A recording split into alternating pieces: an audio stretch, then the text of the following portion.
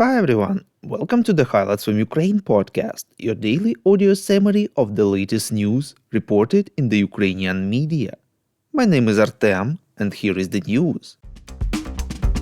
1028 days less the Russian invasion of Ukraine. Ukrainian President Volodymyr Zelensky said that newly elected US President Donald Trump knows about Ukraine's unwillingness to surrender and freeze the war, reports Ukrinform. Quote, Trump knows about my desire not to rush anywhere to the detriment of Ukraine. The country has been fighting for its sovereignty for a long time. No matter how many presidents or prime ministers want to declare an end to the war, we are not going to just surrender and give up our independence, unquote. According to the Ukrainian leader, it is important that the changes in the United States with Trump's coming to power are in favor of Ukraine. He added that Kyiv would like to see stronger support from the United States.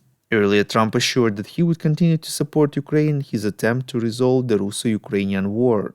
Keith Kellogg, chosen by Donald Trump as special representative for Ukraine and Russia, will visit Kyiv and several other European capitals in January 2025, reports European Pravda.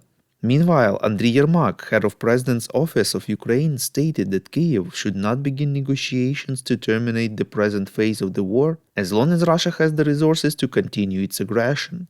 Quote, negotiations on sustainable peace will begin only when the enemy does not have the resources to continue the war, unquote, Yermak told reporters. Yermak emphasized that Kyiv believes that only peace through strength is possible and that Ukraine's victory plan was developed exactly for this purpose. We would really appreciate if you could rate us ideally with 5 stars and leave a glowing review in the app where you are listening to this podcast, Apple Podcasts, Spotify, and others. This really helps more people to find out about the highlights from Ukraine and truth about Russia's invasion. Commander-in-Chief of Ukraine's Armed Forces General Alexander Syrsky said that the Russians greatly increased pressure on the Kramatorsk, Toretsk, and Vremiyivka fronts in the Donetsk region, and were conducting extensive offensive operations in Kursk Oblast for the third consecutive day, reports Interfax Ukraine. Syrsky acknowledged that the Russian forces are actively deploying units from the North Korean army.